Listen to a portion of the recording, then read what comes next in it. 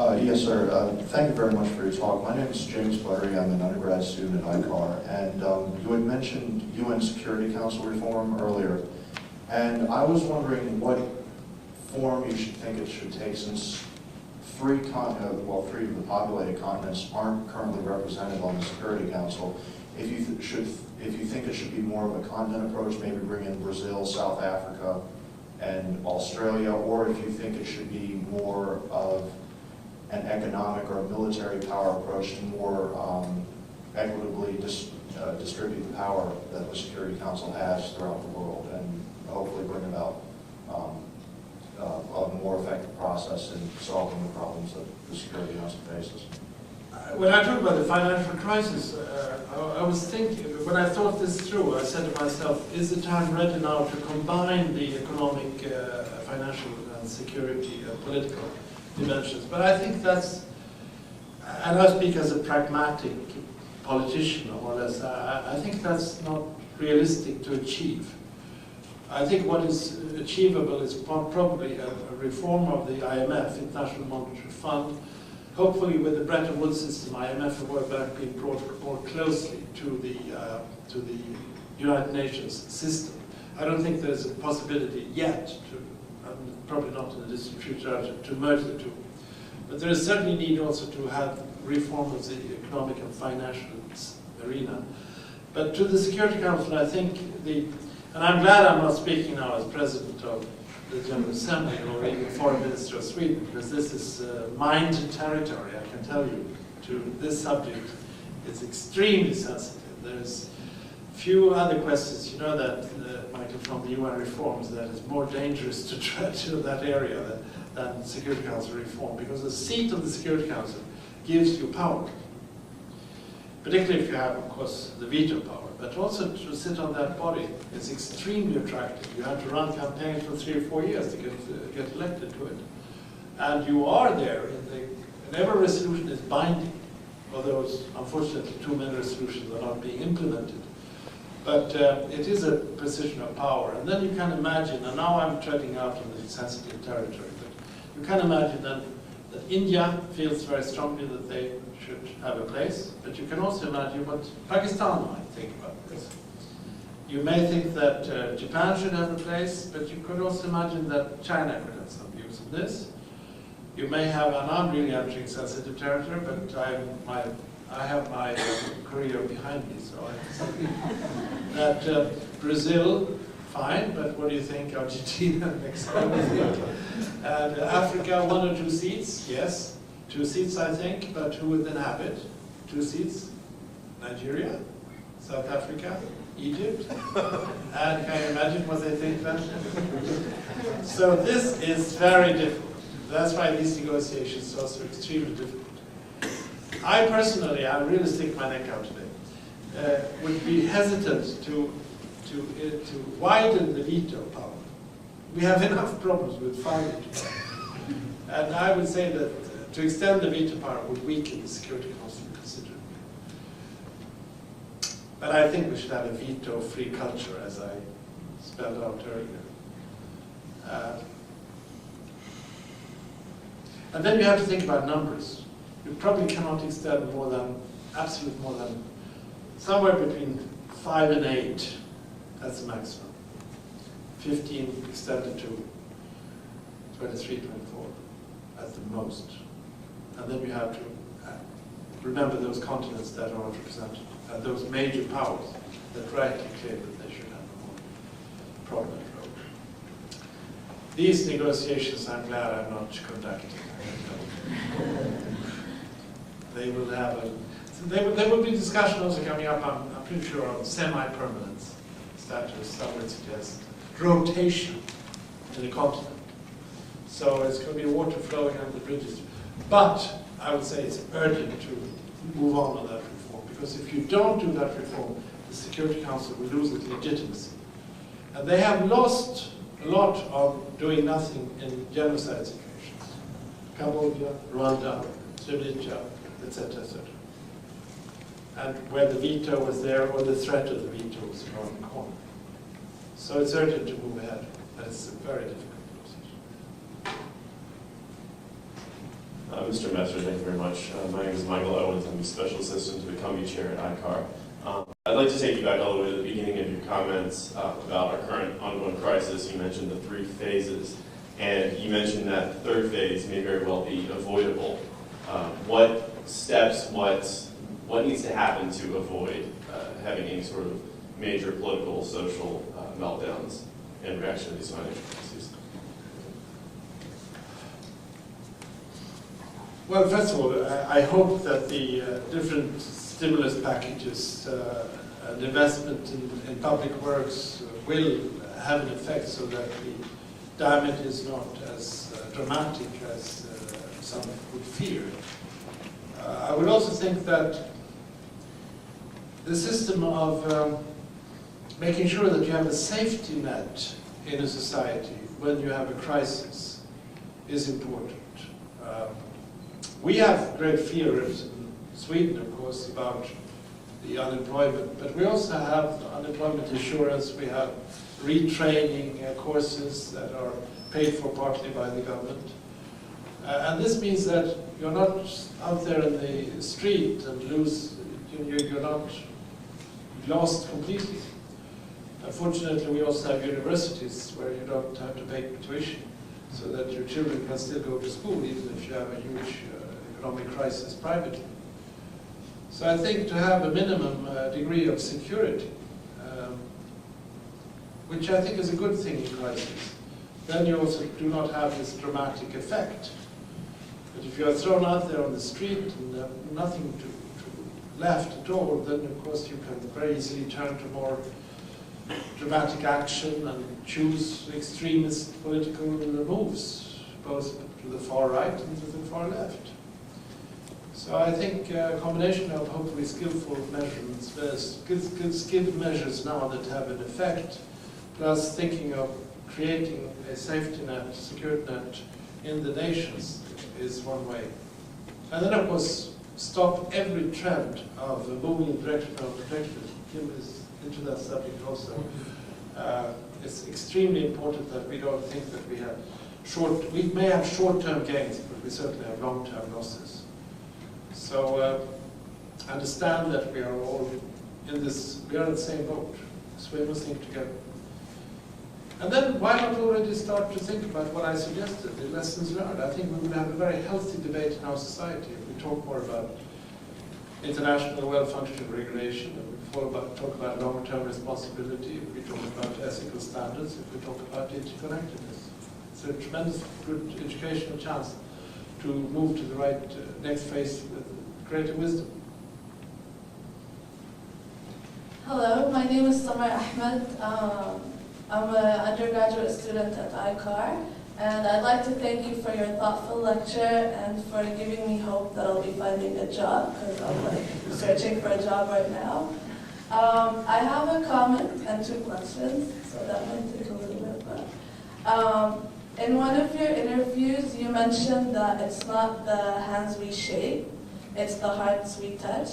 And I just wanted to let you know that I really related to that comment because I'm Palestinian, and a lot of the peace processes and peace agreements that were signed were like more of handshakes than like touching the hearts of the people on the ground. So that was really touching for me to hear. And then my other question is that when you started your position in the United Nations, you mentioned that it was challenging because the United Nations was going through a reform. And then on the other hand, you were also trying to carry on the regular tasks with other countries. So in parallel to that, the new administration, I feel it's also trying to juggle like the in-house problem that the United States is going through, and also reforming its relationship with other countries. So from your experience, do you feel like the United States lost the status that it has as a superpower, and do you think, how hard it's going to be for the United States to build the country back? And then my second question is related to the conflict is in Palestine and Israel. You mentioned briefly that you don't feel that like the situation there is going to be changed, or like, if I'm I say it's the most difficult one, yeah, but it has like to be a changed. difficult one. But it I has to hope be so. changed. So this is how I've been feeling about the situation, is that I felt this administration is changing its direction in solving the conflicts, and having the president appointing George Mitchell as the envoy in his first month in office was like a really good sign. But then now, like, the crisis in Gaza are like very bad. 80% are under poverty and no water is reaching people living underground, and a lot of senators went there and they know what's going on. So how do you feel? And you said like the United States has more power than Europe to speed, or like not speed, to implement a peace process in the nation. So how do you feel about that? Because as a Palestinian and being on the ground there, it's very unhopeful. So thank you. Thank you very much. First of all, I wish you success in finding a job. Hopefully, in the end, I hope that you come to a peaceful and prosperous Palestine. And let's see, last 10 minutes, we have to get the questions right here. Yeah, thanks for you remembering that quote. I forgot that. It's not, in life, it's not the hands you shake, it's the hearts you touch. And I said that at a remote place somewhere. It shows modern communications. I completely forgot. Josephine, a friend from Sweden, reminded me that I said, remember in life you have to have a sense of roots and a sense of wings. I've forgotten that too, but you remember. You know where you come from, but you also have to know, discover new things. The only thing I remember was passion and compassion today. Okay, let's move now to the... I think you have to, in today's world, be able to deal with both domestic and international issues at the same time. I think the distinction between international and national should be taken away. These global issues that we mentioned earlier, they're also local issues. Whether it's diseases or environmental damage or poverty, you see them here also, they are back home. And those who deal with domestic issues should know that your quality of your society is also your strength abroad. Strength in today's world should be economic strength, well distributed. Strength should be social cohesion. So strength should be environmental balance. Strength should be young people who believe in the future. Strength should be knowledge and science and all that. That's strength, not military strength. We need that still. But still, you know, this is what really brings together then the making life better for your own citizens and playing a role internationally. So I think what your president is doing here for the domestic, for the welfare inside the United States, has international significance if that is done in the right way. And I also know that the international reality will affect his domestic scene. So today you have to really be able to do both. You are right by hinting that the United States lost a lot of its standing in the last few years, not least because of the Iraq war, but also the passivity as it's perceived in the Israel-Palestine issue. The fact that the president usually takes action in the last year of his second term, instead of as now on the first year in his first term, is a good sign that this is done. But of course, we know that there are restrictions. There is a political reality, not only in the Middle East, but also inside this big country on this issue. There are limits. But I would hope that it is in the enlightened self-interest of the United States, and also in Europe, of course, to push in a stronger way for a solution, because the Israel-Palestine issue is the infected wound in international politics. You can travel all over Africa, all over the Middle East, all over Asia, and this matter comes up wherever you are. And I think it's very important that we act. I would hope also that it is seen as in the enlightened self-interest also for Israelis and Palestinians to do their utmost themselves. Because I don't think that we will have peace unless there is a pressure from the outside, but above all, where there is a realization among Israelis and Palestinians that they also have to produce results. The Israelis have to realize that this building walls and building settlements and all that is might in the short term look as though you defend your interests, but what kind of security, what kind of world do you create for your own children with a fortress society?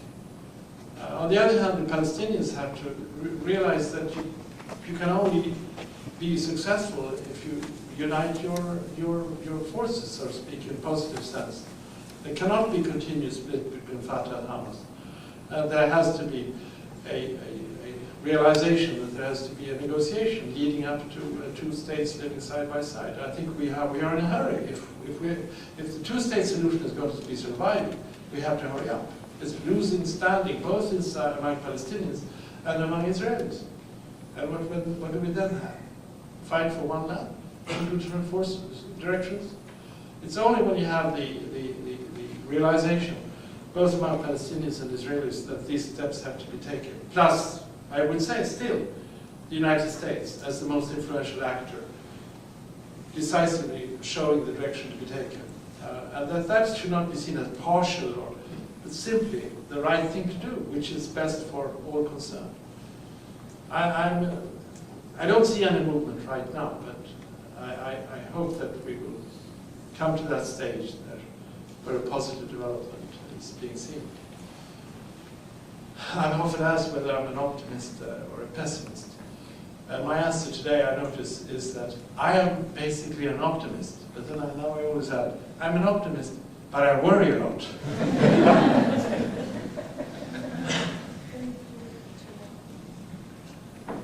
Thank you very much. We talked a little bit earlier. My name is Tommy again. I finished my master's degree in conflict analysis and resolution this past January, and I'm about to fly off to Sudan to teach peace and conflict studies in Khartoum to undergraduate students. You fly out tomorrow, don't you? Via Japan to see my family and everything. Oh, yes, in Japan first. So, yeah. So anyway, so naturally my questions are related to your capacity as a mediator in Darfur, Sudan. And I don't think I have to lay out the context because you are probably most knowledgeable in this room and also our discussant already laid out the context. So directly to my question, either as your capacity as a mediator or maybe as the United Nations in general, what is the best possible political outcome that United Nations is trying to achieve, or maybe you are trying to achieve when you are a mediator, and also the best political process that you may have tried to devise. Or speaking about conflict resolution, the mediator can either help come up with the best outcome, or maybe help devise the process for the parties to come up with their own outcome. So if you can touch on either or both of them, that'd be great. And if I can add another question, which is more open-ended, but I guess important, is whether you have any message to Sudanese youth that I will be teaching over there. Oh. I think, Sandra, you have to invite me for another lecture. Because if you get me going now on conflict resolution and mediation, I'm going for a night session. I will not go into all the intricacies and also the masochistic pleasures that you have in mediating in conflicts like Sudan, Iran, Iraq, Nagorno-Karabakh, Burma, I've been doing. But the problem in finding a solution to Sudan is that you have to have the right development on 4 levels. You have to have Security Council unity, and it's been lacking for a long time. It's improving somewhat. You have to have neighbors who cooperate. Remember the borderline, Chad, Sudan, Libya is another neighbor, Egypt, Eritrea. The neighbors have to pull the right direction, same direction, and they don't. The government has to be relatively unified. They are not. You know, we talked about the North-South relationship and the split between the two parties in the government. And you have the splintered movements. So you have 4 factors. And all 4, you have the right development of all 4 at the same time to have peace. The system is so fragile that if it's wrong on any of these 4 factors, you don't have peace. That's how bad it is. The solution is not difficult. If there's political will, you have a solution which gives more wealth gives more wealth to Darfur. Darfur was forgotten. It's a forgotten and neglected province. You get power sharing. The Darfurians get a stronger position at the National Assembly in Khartoum, and possibly some seats, the vice presidency in the government, which is composed that way. You have a disarmament program for the Janjaweed and for the militias. And you have, of course, recovery and rehabilitation program. You have irrigation projects. In fact, the irony is that the movements are relatively unified on these issues. The problem is that they don't know who's leading them, who's leading the delegation. And I was often out in civil society and in the camps and out in the villages and heard from them how much they desired peace. And I told the movement leaders that you have the same views. You want to have more wealth, you want more power sharing, you want to have the demobilization of the Janjaweed, the militia. Why don't you come to the table? Well, then the key is power. So the solution is there, and if there's political will, it could be achieved. But you have to have that unity Security Council, neighboring, cooperating, unity government, and less splintered, or not at all splintered movements. And then we are a long way from that. But to the youth of Sudan, you should tell them that.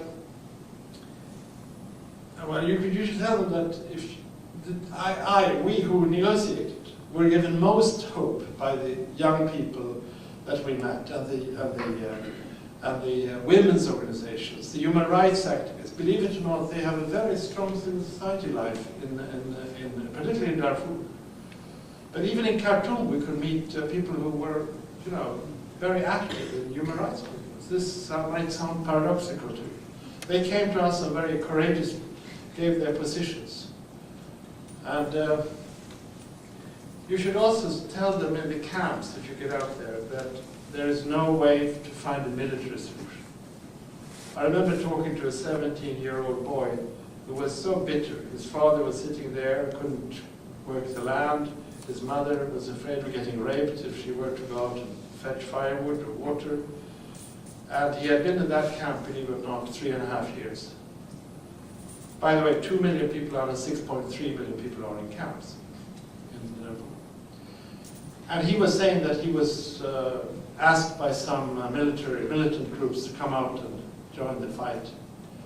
And he would then join one of the many splinter groups, and it's just not going to work. You have to work the political way, the peaceful route. Of course, it also requires the government to cooperate.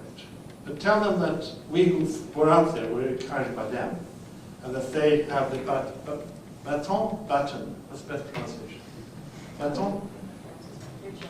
Baton, French. And that they have the responsibility, but that the military road, but they will not be just used by these leaders, some of them, is not the road to choose.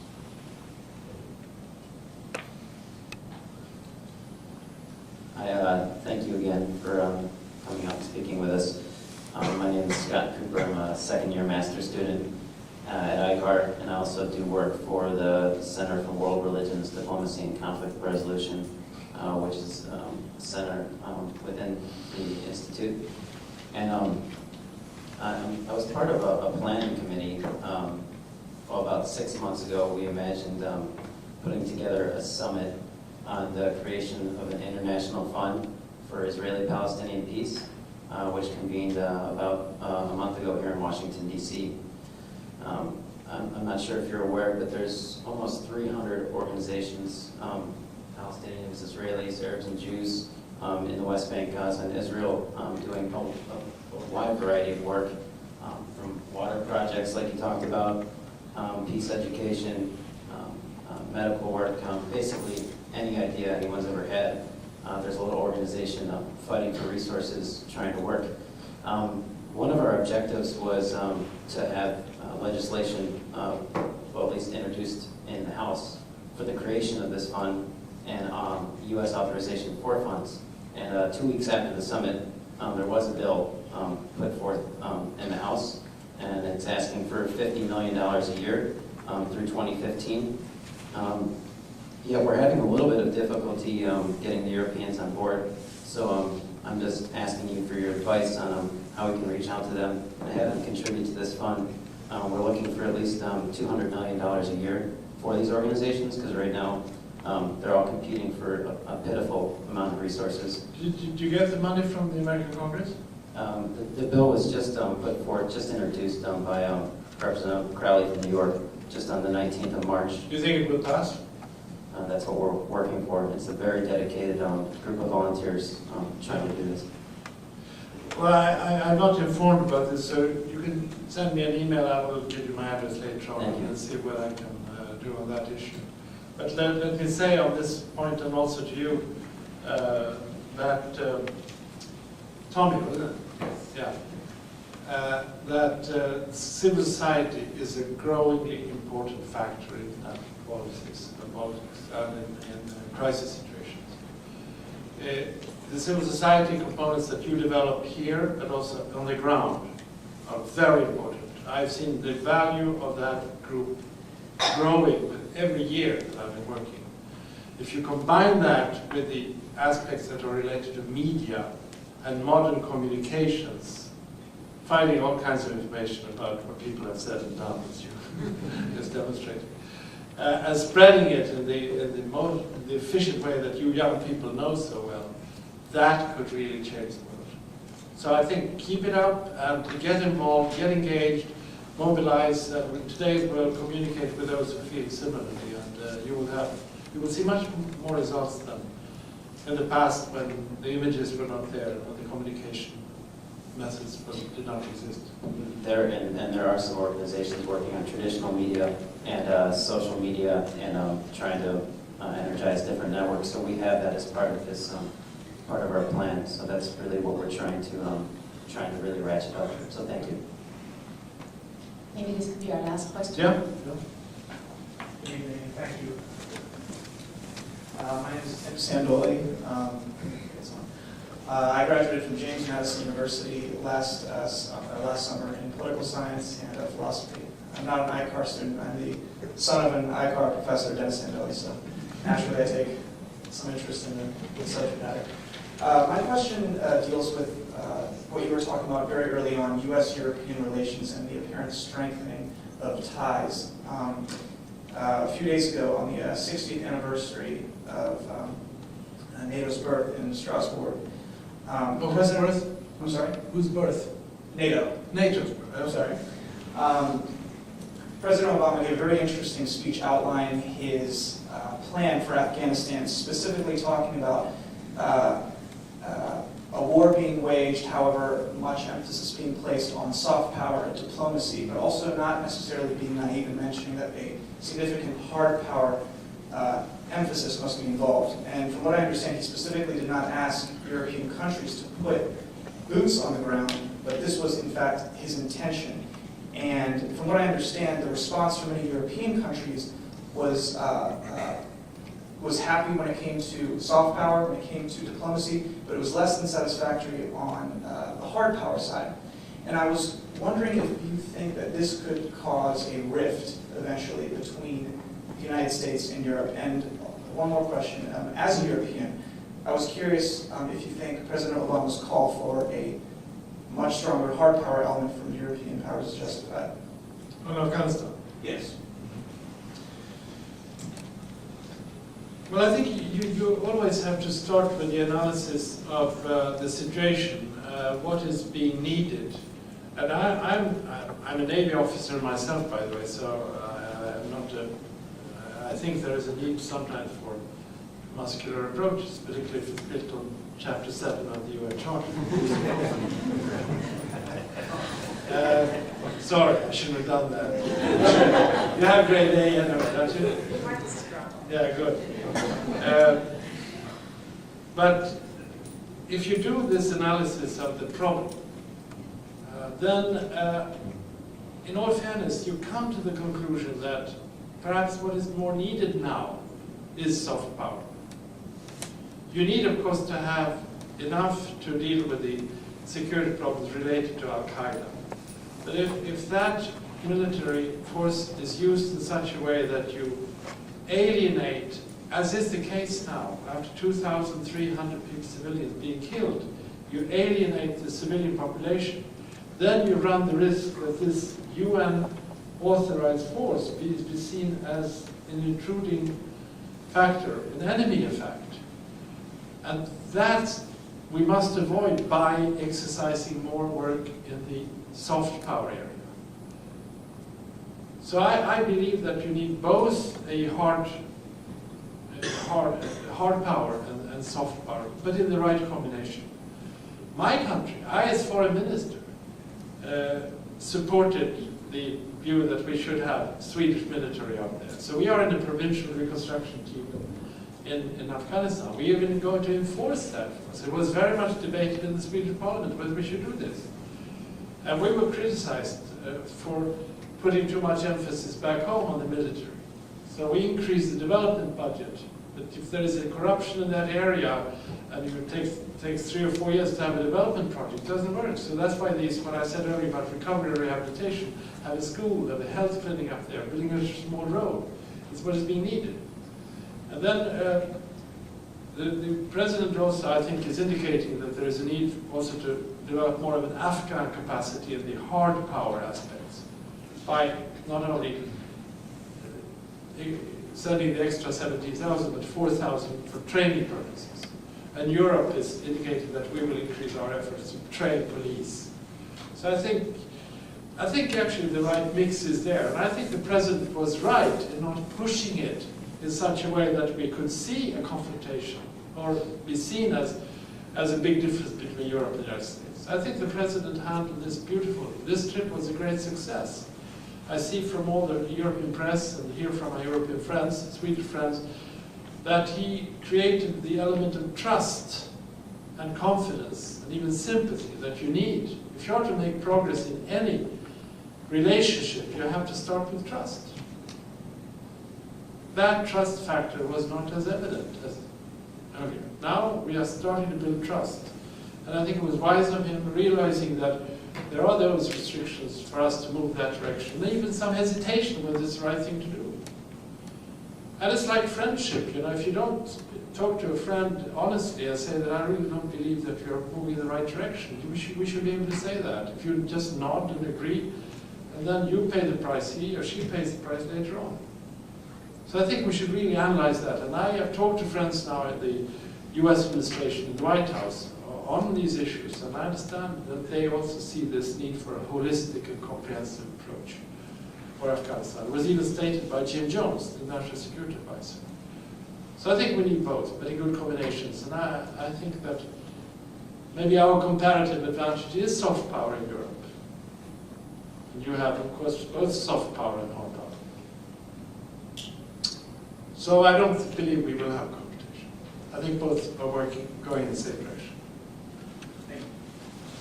I'm an optimist of this. I don't even worry.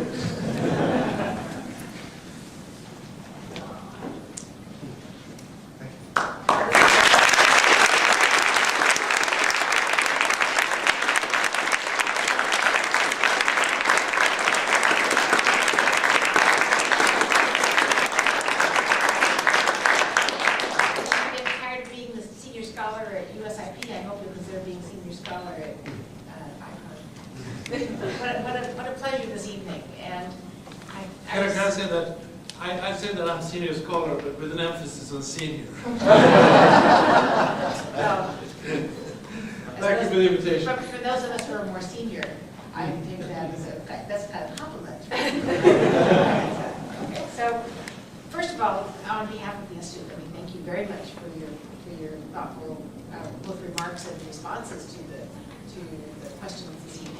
I want to thank the audience in particular for demonstrating that I was right, that you're not passive, that you are quite engaged, and I especially want to acknowledge the panel who are willing to represent their respective programs, and Michael, thank you for helping us line this whole thing up. To the staff who did all the work behind the scenes, and to all of us, this has been another successful Lynch lecture, and I hope that you'll return. Thank you. All right.